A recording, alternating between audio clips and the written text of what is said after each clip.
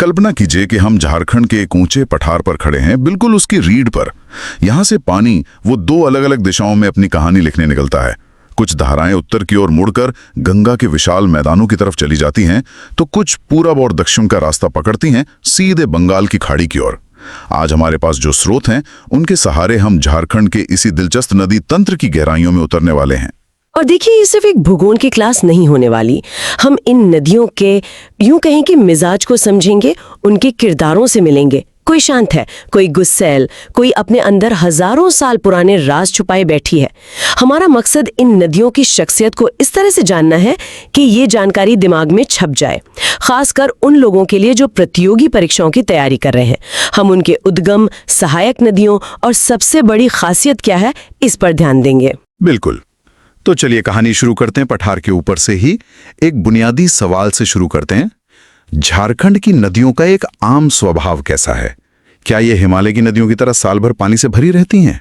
यहीं पर मतलब कहानी का पहला बड़ा मोड़ आता है। अच्छा। नहीं, हिमालय की नदियों की तरह बिल्कुल नहीं। झारखंड की नदियां बिल्कुल अलग मिजाज की हैं। सोन नदी को अगर हम छोड़ दें तो यहाँ की लगभग सभी नदियां बरसाती हैं। बरसाती मतलब ये पूरी तरह से मानसून पर निर्भर है? हाँ, बिल्कुल। आप ऐसा समझ सकते हैं कि गर्मियों में या तो ये एक पतली सी धारा बनकर रह जाती हैं, या कई जगहों पर तो पूरी तरह सूख भी जाती हैं। सोन नदी ही अकेली है जो सदा नीरा है, मतलब जिसमें साल भर पानी का प्रवाह बना रहता है। अच्छा, और इसकी कोई खास वजह? हाँ, इसकी वजह है यहाँ की जमीन की बनावट। ये जो पूरा इलाका है, ये आर्कियन युग की ग्रेनाइट और नाइस जैसी बेहद सख्त चट्टानों से बना है। अच्छा, तो इन कठोर चट्टानों का नदियों पर क्या असर पड़ता है? अपना रास्ता आसानी से नहीं बदल सकती। वो हजारों सालों से लगभग एक ही रास्ते पर बह रही हैं। हालांकि एक नदी है जो इस नियम को तोड़ती है, सकरी नदी। उसकी हम बाद में बात करेंगे। ठीक है, और कोई असर? हाँ, दो बड़े असर और हैं। एक, इन चट्टानों की वजह से पानी जमीन के अंदर ज्यादा जा नहीं पाता, मतलब ग्राउंड वाटर रिचार्ज बहुत कम होता है। और दूसरा, जब ये नदियां पठारी ढलानों से नीचे उतरती हैं तो इन्हीं कठोर चट्टानों को काटकर शानदार झरने, मतलब वाटरफॉल्स बनाती हैं। इसीलिए झारखंड अपने झरनों के लिए इतना मशहूर है। बिल्कुल। ये तो बहुत दिलचस्प है। अब एक जरूरी सवाल जो मेरे मन में आ रहा है, क्या इन नदियों में नावें चलती हैं? मतलब क्या ये नौगम्य हैं? ये एक ऐसा सवाल है जो झारखंड के पूरे आर्थिक विकास को समझने में मदद करता है। और जवाब है नहीं। ज्यादातर नदियों में नाव चलाना मुमकिन ही नहीं है, क्योंकि उनका तल ऊबड़ खाबड़ और पथरीला है। लेकिन एक अपवाद है। एक अपवाद? हाँ, और ये वो तथ्य है जो प्रतियोगी परीक्षाओं में अक्सर पूछा जाता है। तो वो कौन सी नदी है? मयूराक्षी नदी। ये राज्य की एकमात्र नौगम्य, मतलब नेविगेबल नदी है।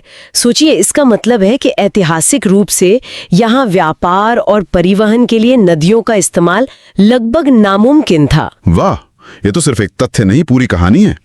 चलिए, तो अब धाराओं का पीछा करते हैं। पहले उन नदियों की बात करते हैं जो उत्तर की ओर गई गंगा से मिलने। इस रास्ते पर सबसे बड़ा नाम तो सोन नदी का आता है। बिल्कुल, सोन नदी अपने आप में ही एक अलग किरदार है। दिलचस्प बात यह है कि इसका जन्म झारखंड में नहीं होता, बल्कि मध्य प्रदेश की मैकाल पर्वत श्रृंखला की अमरकंटक पहाड़ी से होता है।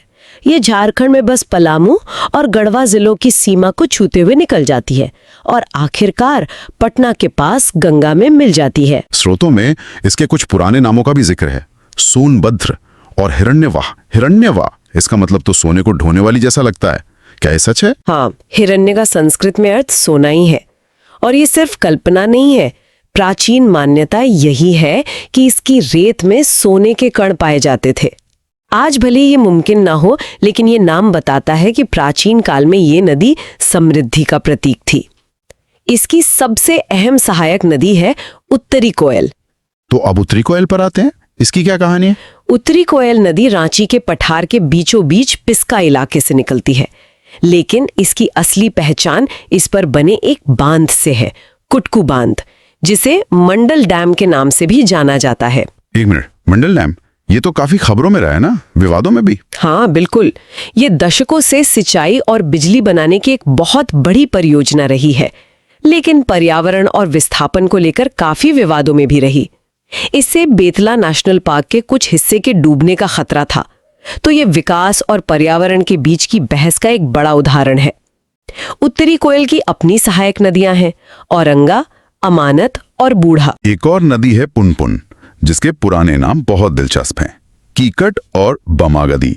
ये नाम तो किसी ऐतिहासिक उपन्यास जैसे लगते हैं। हाँ ये नाम सीधे इतिहास के पन्नों से उठाए गए हैं। कीकट असल में मगध साम्राज्य के शुरुआती दौर में इस पूरे क्षेत्र का प्राचीन नाम था। तो ये नाम एक तरह से ऐतिहासिक सुराग हैं जो बताते हैं कि ये नदी प्राचीन साम्राज्यों के लिए कितनी अहम रही होगी। अब उस नदी पर आते हैं जो इतिहास और अध्यात्म दोनों से गहराई से जुड़ी है, फल्गु नदी। फल्गु सिर्फ एक नदी नहीं है, ये भारतीय दर्शन का एक जीता जागता प्रतीक है। इसका प्राचीन नाम निरंजना था और इसी निरंजना नदी के किनारे बोधगया में राजकुमार सिद्धार्थ को ज्ञान मिला और वे गौतम बुद्ध बने। और पितृपक्ष वाली परंपरा भी तो यहीं से जुड़ी है। हाँ, पितृपक्ष के दौरान पिंडदान करने की सदियों पुरानी परंपरा भी इसी नदी के किनारे निभाई जाती है। लेकिन इसकी एक बहुत ही अजीब भौगोलिक खासियत भी है जो इसे सच में अद्भुत बनाती है। वो क्या है? इससे अंतःसलिला भी कहते हैं, जिसका मतलब है अंदर ही अंदर बहने वाली। एक मिनट, मतलब नदी बह रही है पर दिख नहीं रही? ये कैसे हो सकता है? ये तो जादू जैसा लगता है। ये भूगोल का जादू ही है। ज्यादातर समय ये नदी सतह पर नहीं दिखती। आप गया में इसके किनारे खड़े होंगे तो आपको सूखी रेत का एक विशाल मैदान दिखेगा, लेकिन जैसे ही आप रेत को कुछ फुट खोदेंगे, नीचे से साफ पानी निकल आएगा। अविश्वसनीय। फल्गु की इस शांत रहस्यमयी धारा के ठीक उलट एक और नदी है सकरी, जिसे अपना रास्ता बदलने के लिए कुख्यात बताया गया है। इसे आप झारखंड की छोटी कोसी कह सकते हैं। जैसे बिहार में कोसी नदी अपनी विनाशकारी बाढ़ और हर साल रास्ता बदलने की आदत के लिए जानी जाती है, ठीक वैसा ही चरित्र सकरी का है। अच्छा, तो उत्तर की ओर बहने वाली कुछ और छोटी मगर दिलचस्प नदियां भी हैं? हाँ, कुछ संक्षिप्त मगर यादगार किरदार। एक है चानन या पंचानन नदी। इसका नाम ही इसकी पहचान है। ये 5 छोटी धाराओं के मिलने से बनती है, इसीलिए इसे पंचानन यानी 5 मुखों वाली कहते हैं। जो शायद कोई रिकॉर्ड बनाती है। हाँ, बूढ़ा नदी एक रिकॉर्ड होल्डर है। ये झारखंड का सबसे ऊंचा जलप्रपात बूढ़ा घाघ या लोध जलप्रपात बनाती है, जिसकी ऊंचाई लगभग 143 मीटर है।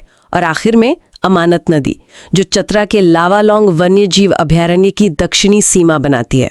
ये तो हुई उन नदियों की कहानी जो उत्तर की ओर गई, लेकिन पठार के दूसरी तरफ तो बिल्कुल अलग ही दुनिया बसती है ना? वहां की नदियां अपना रास्ता पूरब और दक्षिण की ओर बनाती हैं। बिल्कुल। और इस तरफ की कहानी का सबसे बड़ा किरदार है दामोदर नदी। दामोदर, इस नदी की तो एक अपनी ही रेपुटेशन है। बंगाल का शोक जैसा नाम। सही कहा। दामोदर एक ऐसी नदी है जिसके कई चेहरे हैं। ये झारखंड की सबसे लंबी, सबसे बड़ी और हाँ, सबसे प्रदूषित नदी भी है।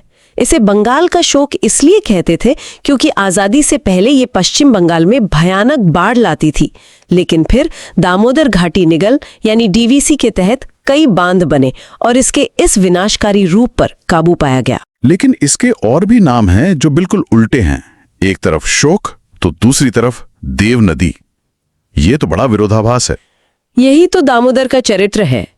जब ये शांत बहती है तो अपने आसपास के इलाके को जीवन देती है, इसलिए लोगों ने इसे देव नदी भी कहा। इसका एक और आधुनिक उपनाम है झारखंड की राइन नदी। राइन, जर्मनी वाली राइन नदी? वो क्यों? क्योंकि जर्मनी की राइन नदी भी एक बड़े औद्योगिक और खनिज संपन्न इलाके से होकर बहती है, ठीक दामोदर की तरह। दामोदर का बेसिन झारखंड के सबसे बड़े कोयला भंडार वाले क्षेत्र से गुजरता है। ये नदी रांची और हजारीबाग पठार के बीच एक भ्रंश घाटी यानी रिफ्ट वैली में बहती है। अब उस नदी की बात करते हैं जिसका नाम सुनते ही आंखों में चमक आ जाती है, स्वर्ण रेखा। क्या ये नाम सिर्फ कहने के लिए है या इसमें सच में सोना है? इस बार ये मिथक नहीं, हकीकत है। आज भी इसकी रेत में सोने के बहुत ही सूक्ष्म कण पाए जाते हैं।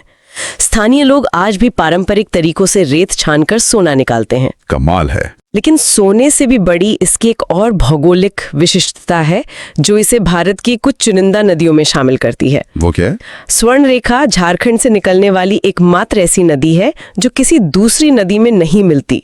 वो स्वतंत्र रूप से बहती हुई सीधे बंगाल की खाड़ी में गिरती है। वाह, तो ये एक सच्ची इंडिपेंडेंट नदी है किसी की सहायक नहीं बनती, अपनी मंजिल खुद तय करती है। और ये अपने झरनों के लिए भी बहुत मशहूर है ना? बिल्कुल, इसे जलप्रपातों की रानी कहा जा सकता है। ये खुद रांची के पास प्रसिद्ध हुंडरू जलप्रपात बनाती है। फिर इसकी एक सहायक नदी है राणू, जो जोन्हा या गौतम धारा जलप्रपात बनाती है, और दूसरी सहायक नदी कांची दशम जलप्रपात बनाती है।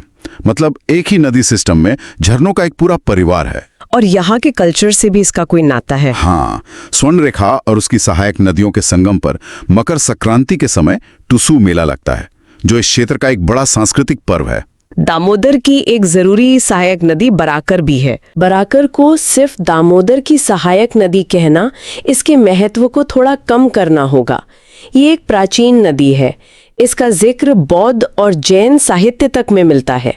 डीवीसी के तहत बने तिलैया और मैथन बांध भी इसी नदी पर हैं, जो बहुत महत्वपूर्ण है। और अब वापस उस अकेली नौगम्मी नदी पर आते हैं, मयूराक्षी। इसकी और क्या पहचान है? मयूराक्षी नदी देवघर की त्रिकुट पहाड़ी से निकलती है। इसके दूसरे नाम मोर या मोतिहारी भी हैं। इसकी एक और दिलचस्प पहचान है दुमका में इस पर बना मसंझोर बांध। इस बांध को कनाडा बांध भी कहते हैं। कनाडा बांध? ये तो बड़ा अटपटा सा नाम है।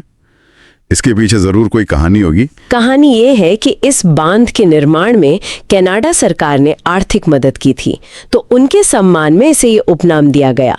और इसी नदी के किनारे दुमका का प्रसिद्ध हिजला मेला भी लगता है। अंत में कुछ और नदियां जो अपनी खास पहचान रखती हैं। जरूर। एक है शंख नदी, जो गुमला में सदनी घाघ जलप्रपात का निर्माण करती है। फिर है अजय नदी, जिसे राष्ट्रीय जलमार्ग अधिनियम 2016 के तहत राष्ट्रीय जलमार्ग 7 घोषित किया गया है।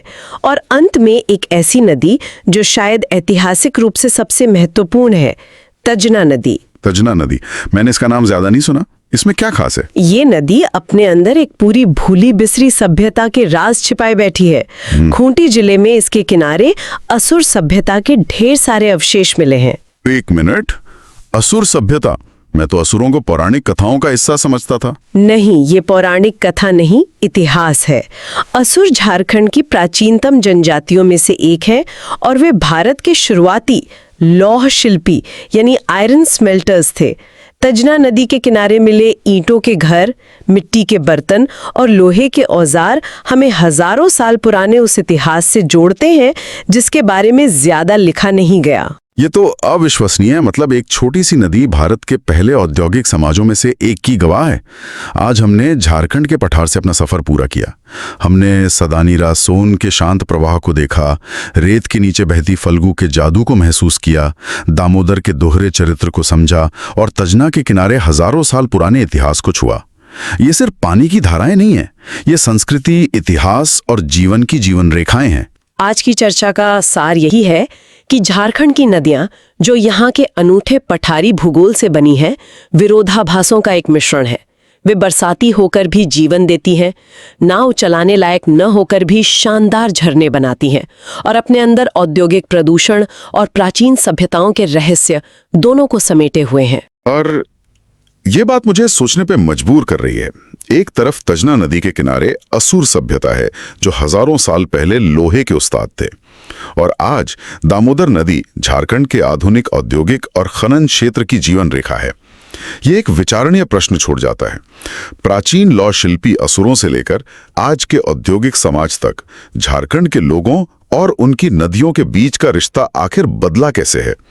क्या ये उसी कहानी का एक नया अध्याय है या हम अपने अतीत से पूरी तरह अलग हो चुके हैं?